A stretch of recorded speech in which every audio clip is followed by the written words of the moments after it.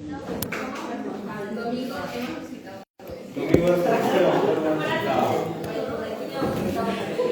Ok, chicos, entonces vamos a ver el plegamiento de las proteínas.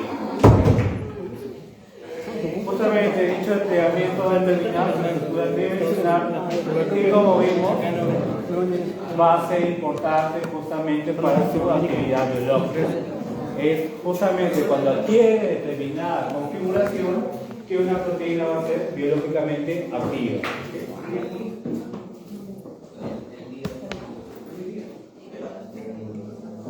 Entonces, el plegamiento de una proteína va a ser un proceso complejo y organizado y regulado. No es algo que se da al azar. Estas proteínas van a presentar como característica poder plegarse libremente y adquirir así su forma final. Ya otras requieren del auxilio de otras moléculas para adquirir dicha conformación. Es justamente como mencioné que cuando adquiere esa forma es cuando va a ser la proteína biológicamente activa. ¿Okay? La mayoría de estos plegamientos se va a dar a nivel de retículo endoplasmático. Existen varios modelos que proponen cómo que se da dicho proceso. Entonces, aquí han llevado ya laboratorio no, a veces termodinámica. Primera, segunda ley de la termodinámica. lo básico. Suficiente, ya. Lo básico es suficiente. Ya. Lo básico es suficiente. Ya. La primera ley de conservación de energía, la segunda ley de desorden, que va a ser justamente medida a través de esa definición conocida como la entropía. La entalpía va a ser la energía de una sustancia, por así decirlo, que va a comprender justamente los enlaces químicos y cosas por el estilo. Entonces, una cadena polipeptídica va a presentar toda una infinidad posible de conformaciones en el espacio, pero solamente una única conformación va a ser aquella que va a ser la forma más estable, que es donde va justamente a desempeñar su función biológica. Entonces, justamente podemos ver ahí que a medida que presente mayor posibilidad de plegamiento, va a aumentar entonces la entropía, el grado de desorden. Y esos plegamientos no son favorables, hablando termodinámicamente, porque van a ser estructuras que presentan alta inestabilidad debido a que presentan alta energía. ¿Ok? Entonces, a medida que se da plegamiento correcto, vemos que la energía de dicha molécula va a ser menor debido justamente a la formación de esos enlaces que sustentan dicha estructura. Entonces, en la forma nativa de la proteína es aquella en la cual presenta el menor grado de desorden y el menor nivel de energía, el menor nivel de entalpía. De cierta forma podemos decir esto. Justamente entonces va a ser favorecido termodinámicamente hablando. ¿Okay?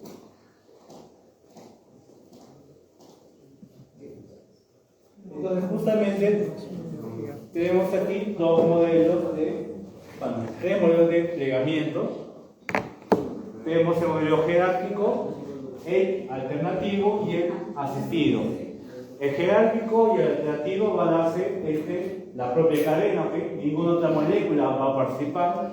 Ya en el asistido, como su nombre le indica, va a entrar en acción otra molécula que justamente va a ayudar a la cadena polipeptídica a tener su conformación tridimensional. Vamos a ver cada uno de ellos.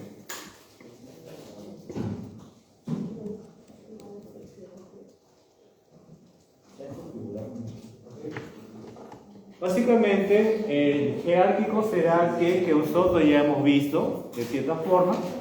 Entonces, una cadena polipeptídica va entonces a iniciar su plegamiento, van a formar entonces los ordenamientos locales, ¿cierto? Van a formar entonces las estructuras secundarias. Luego, estas estructuras secundarias van a agregarse, formando parcialmente una estructura conocida como supersecundaria, que a su vez van a formar los denominados dominios, las regiones que justamente donde se da la función de dicha proteína. Y entonces a través de ese dominio la cadena va a continuar plegándose, adquieren así su forma final, que es la conformación, la estructura terciaria. ¿Okay? Repitiendo entonces, en el modelo jerárquico, la cadena polipeptídica va entonces a iniciar la formación de interacciones locales adyacentes entre aminoácidos, formando así la estructura secundaria. ¿Okay? Luego entonces estas estructuras van a agregarse formando las denominadas estructuras supersecundarias, ¿okay? Que a su vez van a formar lo que son los dominios, la región donde van a darse justamente la función de dicha proteína, y a través de ese dominio va a ser usado como soporte para continuar el plegamiento. Entonces digamos que eso va a orientar el plegamiento de la proteína hasta aquí su forma final. Ese sería el modelo jerárquico en varios niveles. En el modelo alternativo, ¿okay? Se da la formación espontánea. ¿Qué es lo que sucede?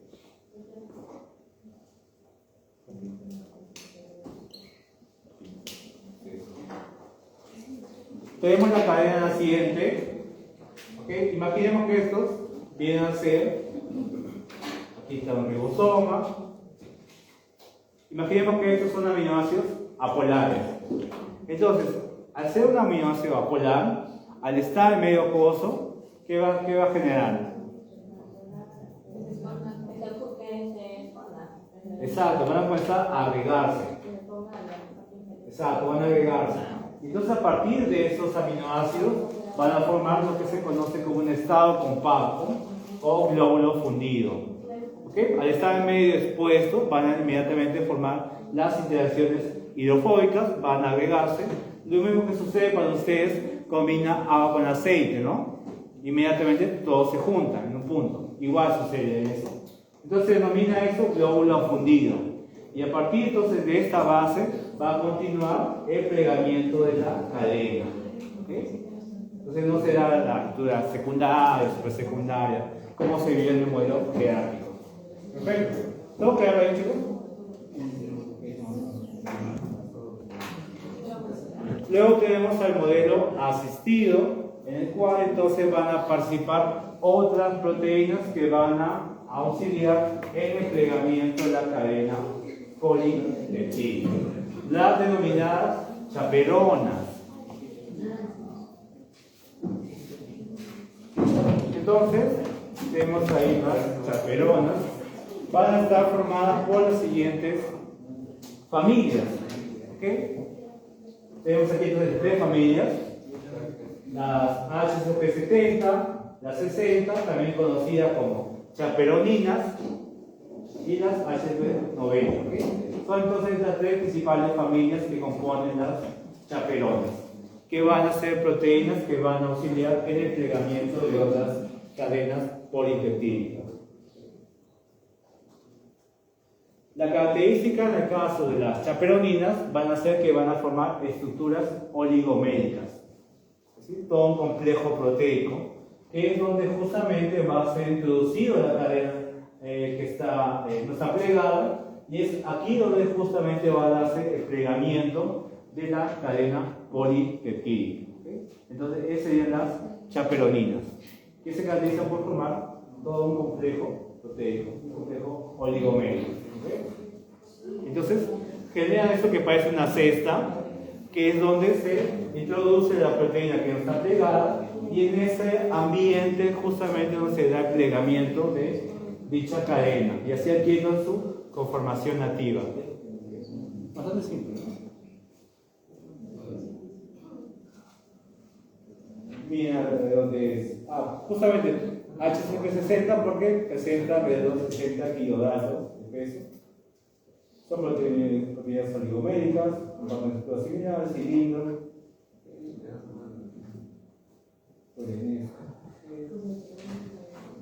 ¿Cuál es la función de las chaperonas? Básicamente van a ser tres. ¿Okay? La primera, uno va a asistir al plegamiento de las cadenas nacientes.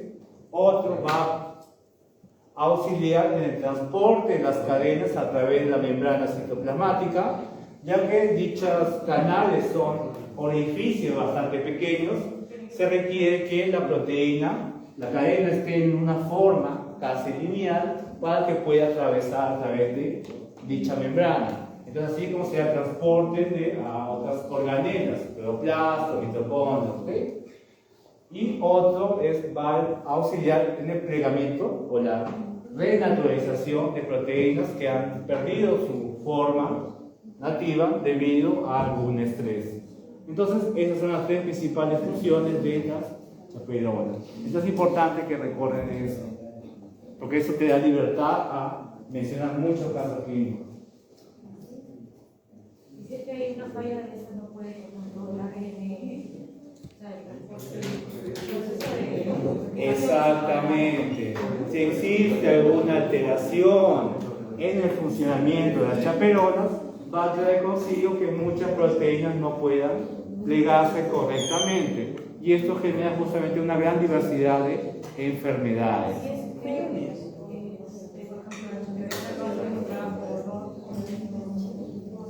El transporte puede dañarse, lo que transporta. Claro, también va a interferir justamente en el transporte de ciertas proteínas a determinados organelos.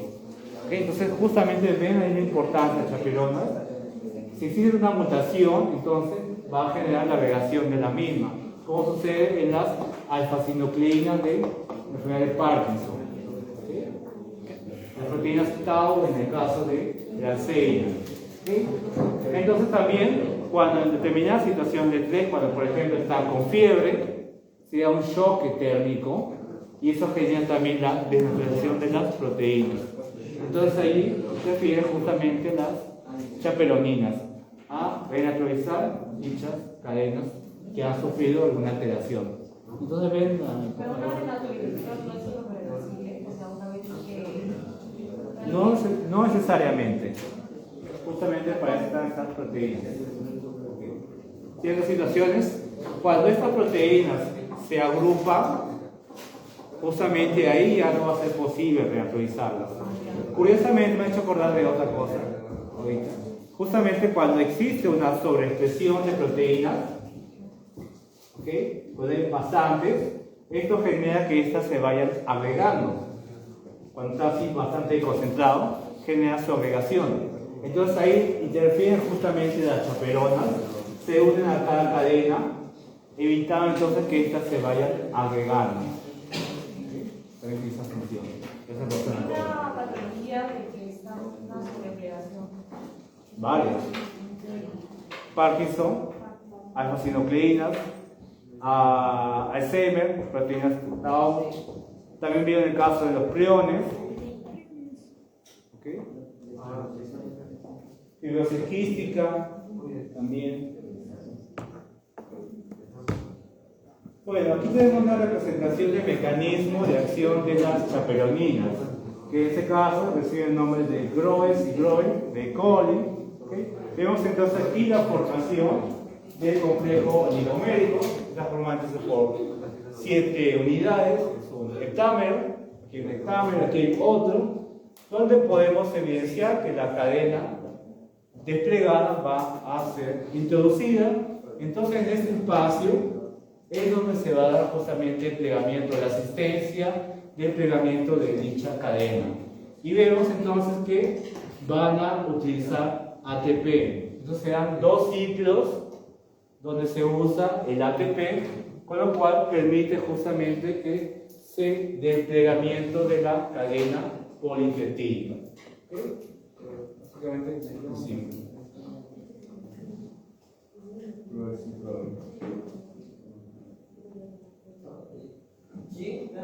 Entonces, básicamente esta representación también es de lo mismo. Quiero que lo puedan terminar referencia. Proteína estructura. ¿Okay? Entonces aquí podemos observar cada uno de las estructuras proteicas, los oligómeros. Aquí estaría el de azul y el naranja. Vemos entonces que se genera una cavidad donde va a ser introducido justamente la proteína no plegada y mediante el uso de ATP permite justamente poder plegar o asistir al plegamiento de dicha proteína. Básicamente es un centro catalítico, por así decirlo.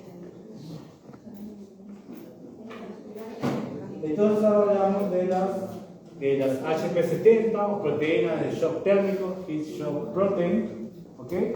Que justamente van a sobreexpresarse cuando existe ese shock térmico, ¿okay? Por eso de ahí el nombre, presenta justamente un peso promedio de 70 kilodalton, por eso son 70, ¿ok?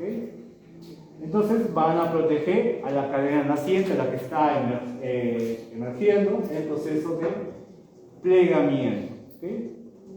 Algo interesante es que, borrar aquí.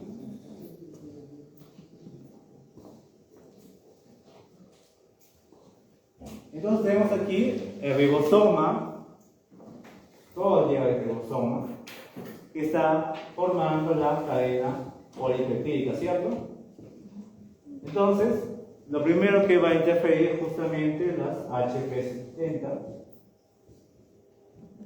la familia, ¿okay?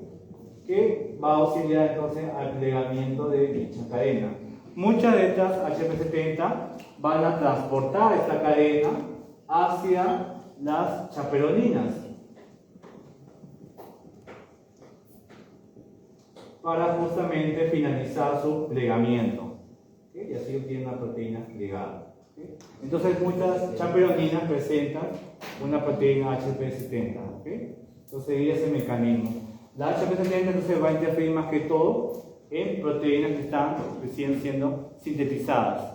Ya las chaperoninas van a poder actuar en diferentes proteínas, inclusive las que han sufrido alguna desnaturalización, ¿okay?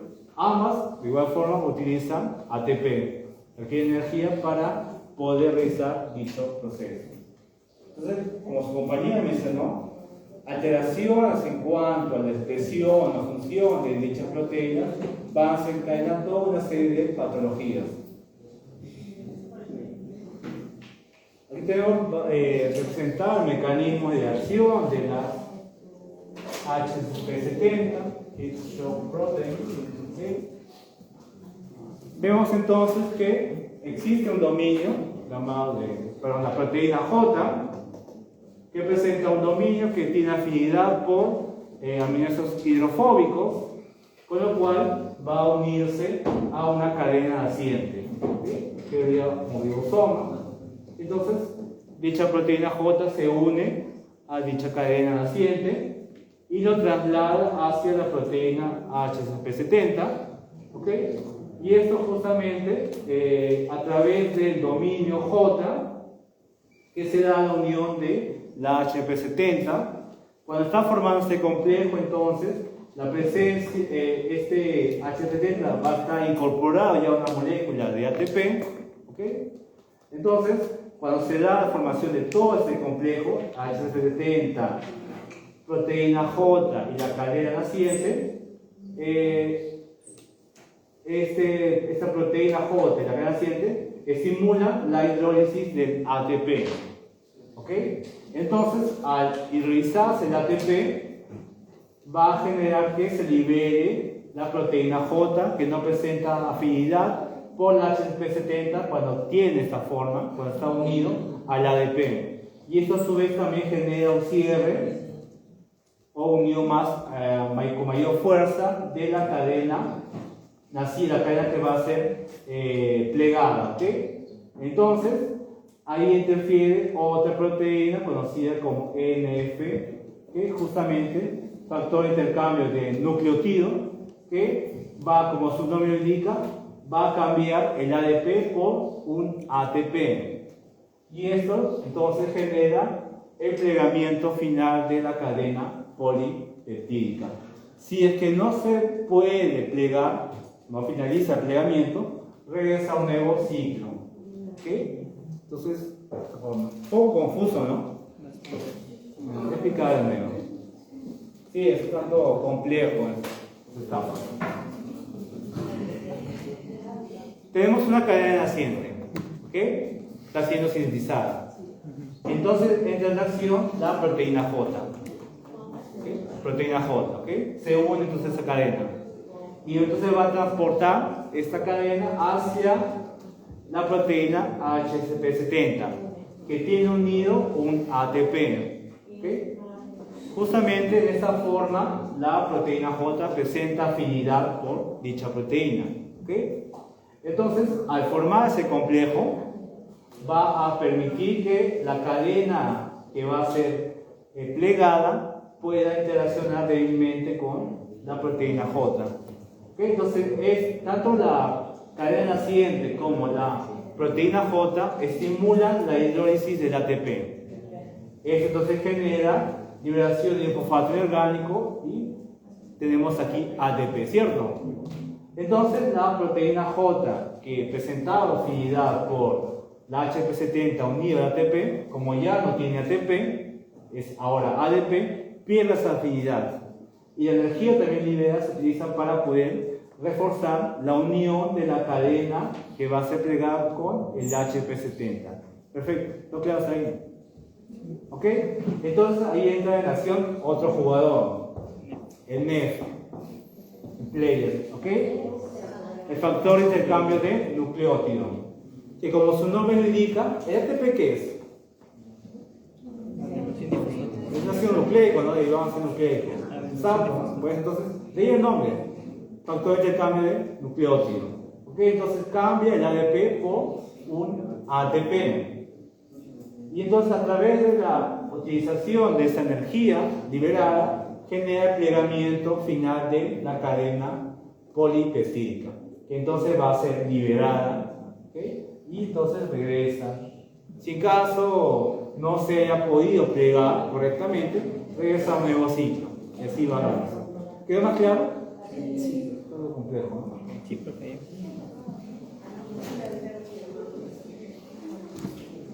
Bueno, factores que afectan al plegamiento. Vamos a ver los factores internos. Por ejemplo, la secuencia de aminoácidos, como vimos, va a ser un factor clave en cuanto a la forma que adquiere la cadena, ¿cierto? Otros externos, temperatura, pH, sustancias químicas, como verán en su clase de laboratorio. No sé con quién, pero bueno. Entonces, en cuanto a temperatura, ¿qué sucede con la temperatura? ¿Qué sucede con las moléculas cuando se aumenta la temperatura?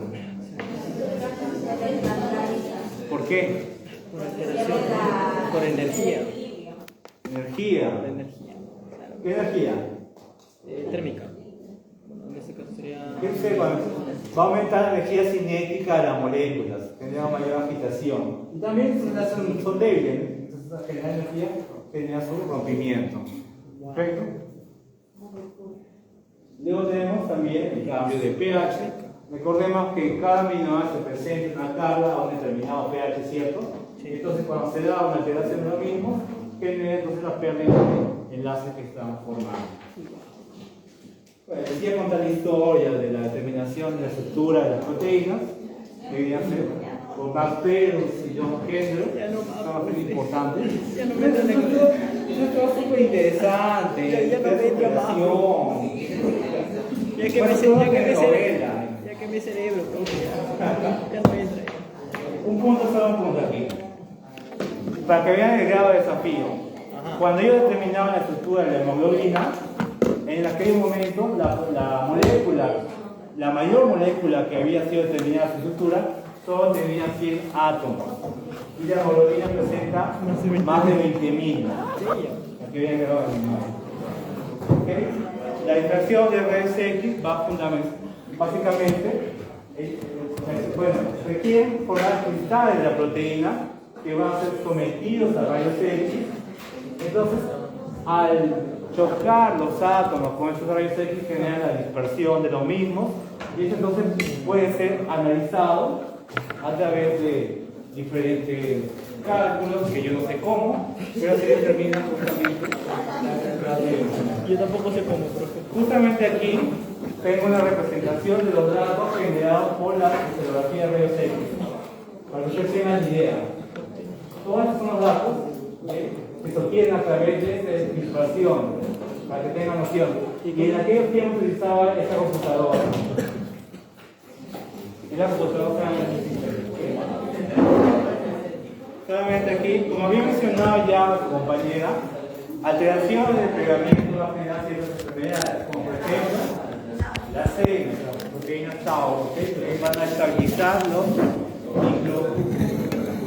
hiperesqueleto, perdón. Luego tenemos a la enfermedad renal sistémica, primaria y secundaria.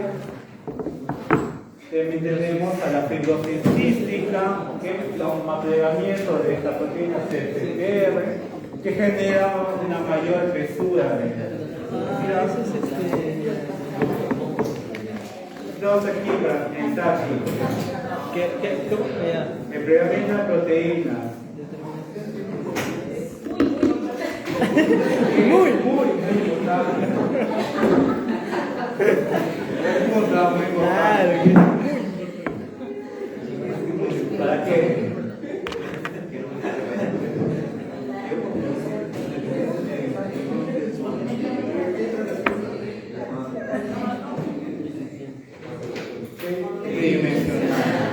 Los modelos de plegamiento son ¿qué?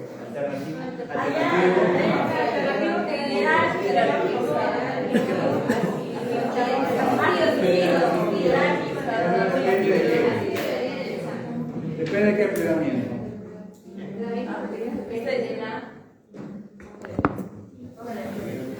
¿Qué depende? ¿De qué?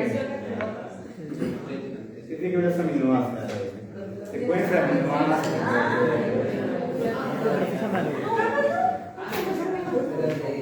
Bueno chicos, muchas gracias. Muy buena